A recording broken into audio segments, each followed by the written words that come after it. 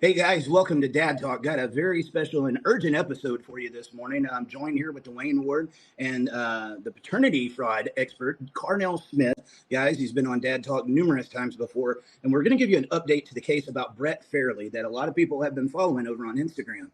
I would say, been a little over a month ago, one of my friends sent me a video of a content creator that was talking about his paternity fraud case and how he had gotten trapped by law. It's a little pun for you. You'll get that in a little bit. But I started watching this video, and it was such a breath of fresh air, guys, because this kid, he had the look, he had the demeanor, he told the story in a way that I've never saw another father really do. It was perfect. And I was like, this guy has something going on. And it was getting tens of millions of views. One of the bigger videos that I've ever seen around the issues. We got to get up with him. We got to meet with him not long ago. And this morning, we are getting the update that he has been arrested. I don't know if he's still in jail or not. We have no update as of right now. We have both reached out to him. I want to put out there a disclaimer right now that we have not talked to him as of yet, but we are going to try to get back in touch with Brett. But also, all of the videos have been deleted, which I have checked on YouTube. You can still access the videos. Plenty of people have it archived, which is a good thing. But Brett thought that this could happen. He had mentioned that he thought he would be put in jail, but he did not allow that to keep him silent. So we're going to give an update on that. Dwayne, Carnell, how you guys doing this morning? And Carnell, you're actually the one that shared the news with me this morning. It flabbergasted me, man. Hey, it was stunning to me as well. In fact, I was actually cooking breakfast for my wife and I saw this from another podcaster who I follow, and I was like, wait a minute, this is incredible. Like, what? Jailed for telling the truth? But nothing happened when the child's mother defamed him allegedly, and she put out all kind of false stories allegedly about him on social media while under the same gag order, and nothing was done to the mother. As Dwayne and I were talking a moment ago, rules for thee, but not for me. Uh, hey, that if it's going to be equal application under the law, equal protection under the law, then as fair-minded American citizens, why can't we get equal treatment under the law? I'm with you, dude. And that story, he was putting out a piece every week. I'd never seen anybody use the shorts in a way to do that long form interview, which I thought was genius. And I want to give a shout out to his girlfriend, Hadley. She's a Yes, rock star, man. He had a she good woman is. that was helping him. So, guys, don't think women can't join in on this fight because she had a lot to do with this and was the driving force in many ways. But, man, I was just shocked to see how much this had taken off. And every week that it came out, you think you've heard the shocking parts of the story. There was a new shocking element to the story. It just kept going and going and going. And Cardinal, I'm guessing that's no surprise to you. You've heard many of these cases. It's like the truth is stranger to fiction most of the time. Only to some people.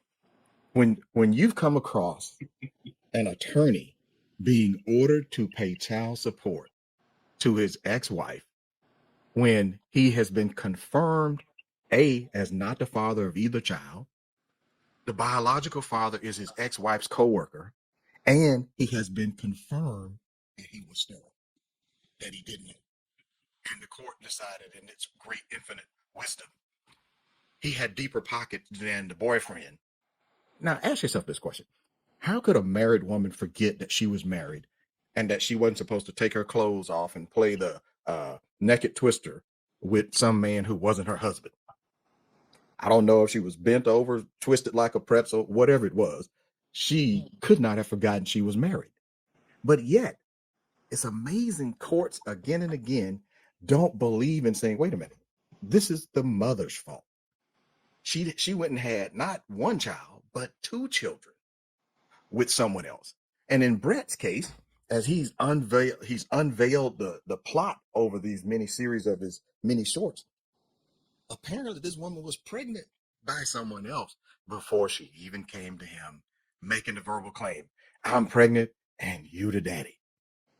It's And not rare. allegedly, the biological Allegedly, father look, knew as well. allegedly, Allegedly, he knew as well. and matter of fact, Brett has also said he's found out allegedly this other man is a married man who's been paying the child's mother, which would imply that he knows, she knows, and that they both have conspired together, allegedly, to defraud and deceive Brett. Now, unfortunately, we as guys make a fatal error when we deal with the family court. Let me tell you what that is. Error number one, we have a certain naivete believing that the court's job is to protect me and to defend me, when that is not the purpose of that court. Unless you use the law, know what your rights are, know the rules of civil procedure, the rules of the court, and you have to conduct yourself like a fully licensed and skilled attorney. If you don't do all of the above, it is usual that you don't get justice. In fact, you don't even get kissed, as they, well, I'm gonna stop right there. I got you. I mean, and the fact that a father could go through all this, yet he's the one arrested and having to delete these videos. That's what we get as men when we speak up. Now, I do want to be transparent. I don't know that it was him speaking out about the case that supposedly led him into jail. Dwayne, I know you had some stuff pulled up a second ago. Can you tell us the charges that they have against Brett at the moment? Well, they're pretty serious. So, in addition to the contempt of court charge, he also has to appear for the an improper personal flotation device. What? That's a very serious charge. A PFD? Yes, apparently he was on a boat, and he's also being charged with an improper personal flotation device.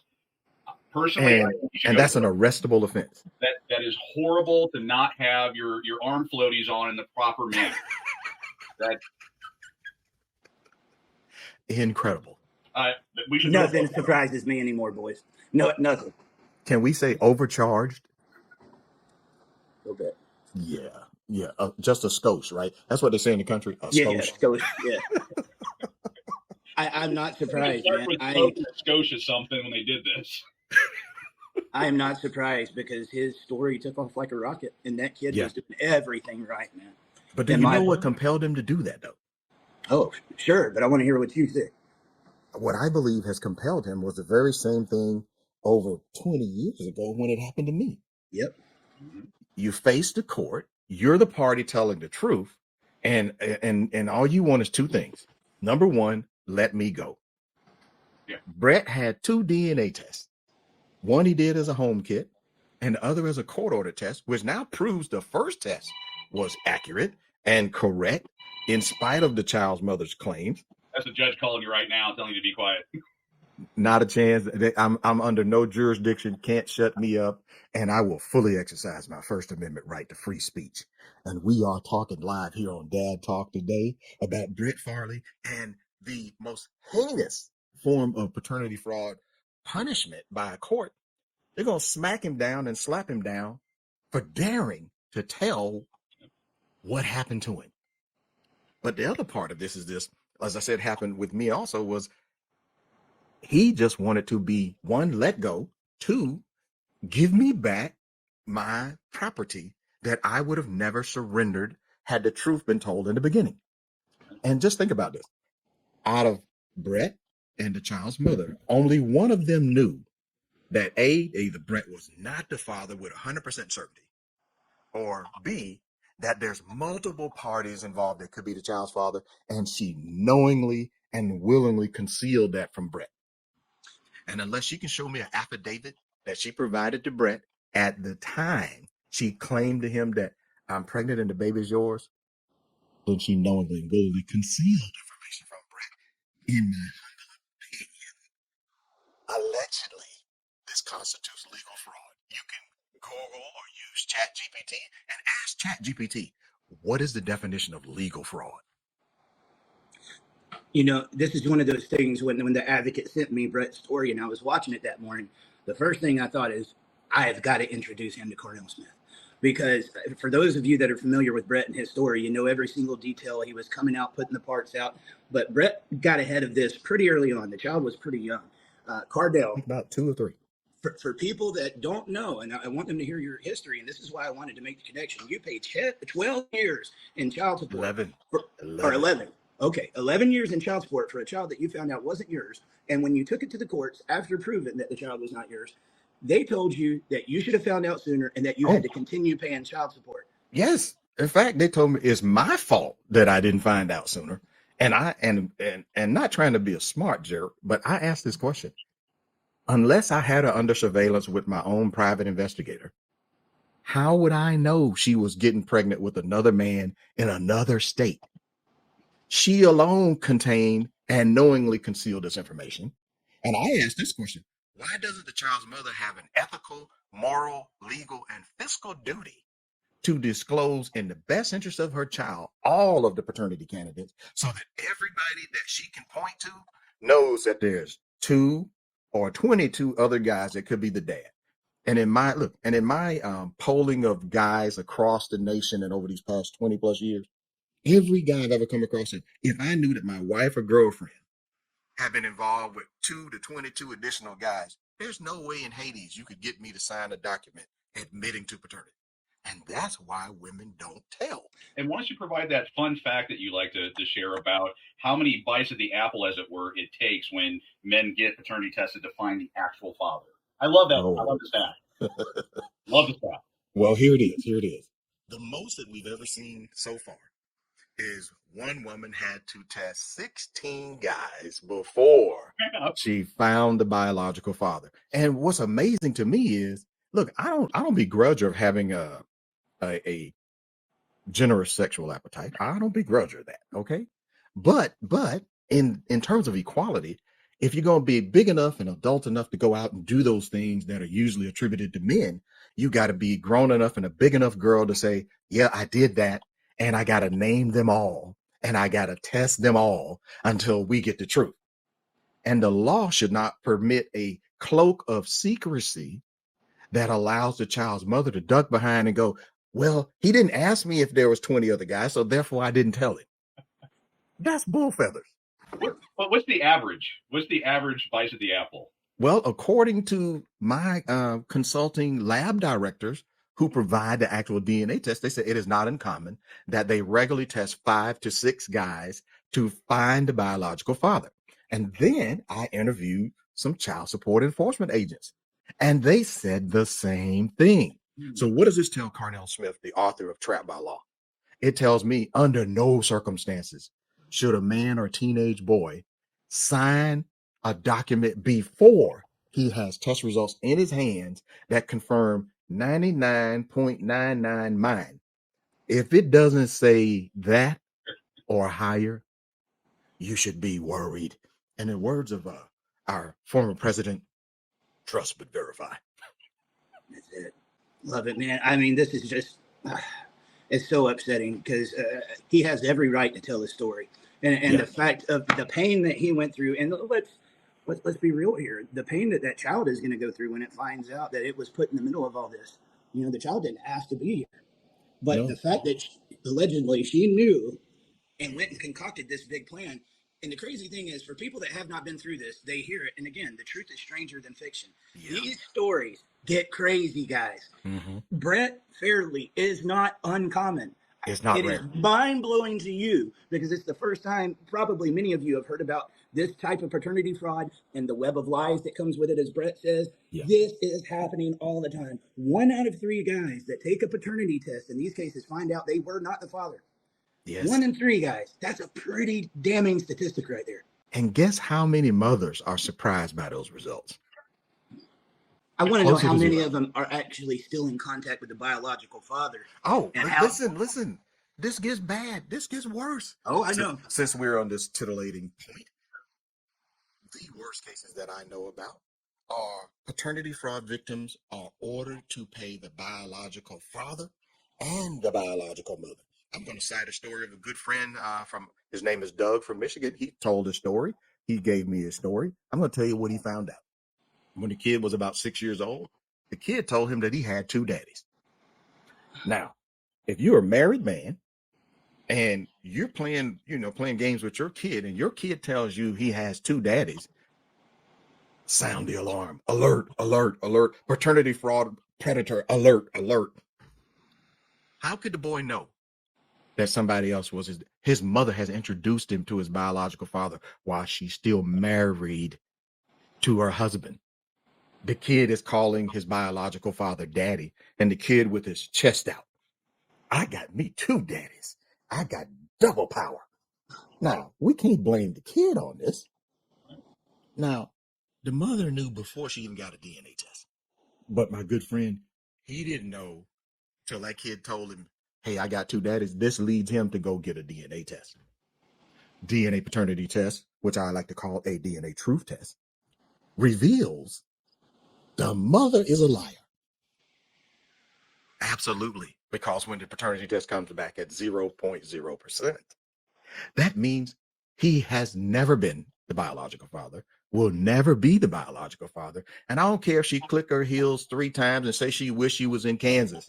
And she says she got her fingers crossed behind her back. And as long as she believes it, it's true, you're a liar. So Doug files for divorce. And he specifically cites on the grounds of adultery. Unfortunately, he doesn't win because thanks to no-fault divorce, in those states that have no-fault divorce, it doesn't matter that she tricked him, scammed him, and she knew before the test results come out. Some people are adamant that you are trying to weaponize DNA testing against women. And a judge actually said this at a committee hearing when we were talking about why we should do DNA testing at birth. And now I've moved the needle a little further. Now that my former lab partner is offering legal DNA testing prenatal, starting at the 7th and 8th week in pregnancy, I'm telling married men, single men, teenage boys, parents of teenage boys, before you go invest significant emotional time, resources, energy on a verbal belief that you're the father, it's everything. Any money that you were going to save, you put that in a separate bank, put it in an account, call that the reserve escrow, and you spend the money to get the legal prenatal test. Because are you better off finding out at the 8th week that the kid is not yours, or waiting and finding out like Brett finds out when the kid's about 2 or 3? I don't find out in my case till the kid's 11. And I had some of my clients, the oldest client that I actually tested, man in his 80s. One of the children who was in his 40s, who everybody was sure, just based on looks, everybody, including his alleged siblings, thought he was a biological son. He turned out to not be related to my octogenarian client. And this man was there to test, I think we tested like 8 kids of his. And he said the same thing that I've heard even from teenage boys. I just want to know the truth. I know what I've been told. I know what she swears. I know she wants to pinky swear. You don't trust me. I told you. You're the only one. But that DNA test at 0% says you are only lie. Guys, this is a story. I wish we had more details for you, but I promise you, We're going to get them. We will get these details out to you as soon as we find them out. I wanted to hypothetically do something real quick, though, because I don't know if Brett's going to be allowed to talk to anybody anytime soon. We know how these cases go down. So I just wanted to do like a hypothetical. Let's in a scenario where like I'm Brett and I'm talking to Carnell. And Carnell, I just got arrested. I'm being told I got to delete these videos. Got to be silent. Knowing that you've been here so many times before, what would be your advice to me right now? If I was talking to you right now, 1, I would get me a First Amendment attorney. 2, I would scrub my videos and bleep the name of the child, and I would bleep the name of the mother. And then the story is intact, because now I would recategorize my efforts as in defense of libel and slander against my good name and my reputation, and cite the fact that I am legally entitled to defend myself with the truth. Now, after that, I would get sound legal counsel and follow the steps necessary to defend myself. And then I would sue to make the mother publicly name the biological father. Now, just because that other guy is allegedly paying her doesn't mean he's the father either. Based on my own experience in providing DNA services, we don't find the biological father till the 4th, 5th, or 6th guy gets tested. And so far, unless the court says it is our duty as triers of fact, that's the other name for a judge, trier of fact, then help Brett with getting all the facts. And Brett has to aggressively represent his interests either by counsel or by himself as pro se, pro per, and do it in the proper format, using the law, using the rules of the court, submitting evidence per the rules of evidence. You hear me? Because we get held to the same standard as a practicing attorney, and it is not the judge's job to help us with our case.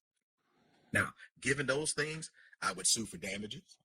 I would sue for attorney's fees, loss of use, and the principal of the money. And some of my clients have been able to get all of those. If I was Brett, you get my point, I would want to know that information right there.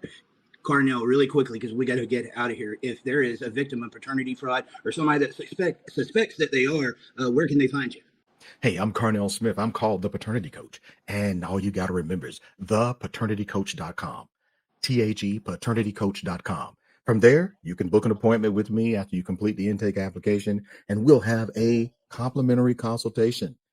You get to talk with me for up to an hour. It won't cost you a dime, but you may learn some things about what your options are and what you can and can't do on your own, and what you can and can't do that requires an attorney to help you, because a lot of times we just simply don't know what our options are, and we don't have a lot of time to go learn. All right, guys, if you got any questions or comments, put them down there in the comments. Make sure to subscribe, and anytime we get some updates, I promise you, we'll bring it to you. Fellas, see you next time.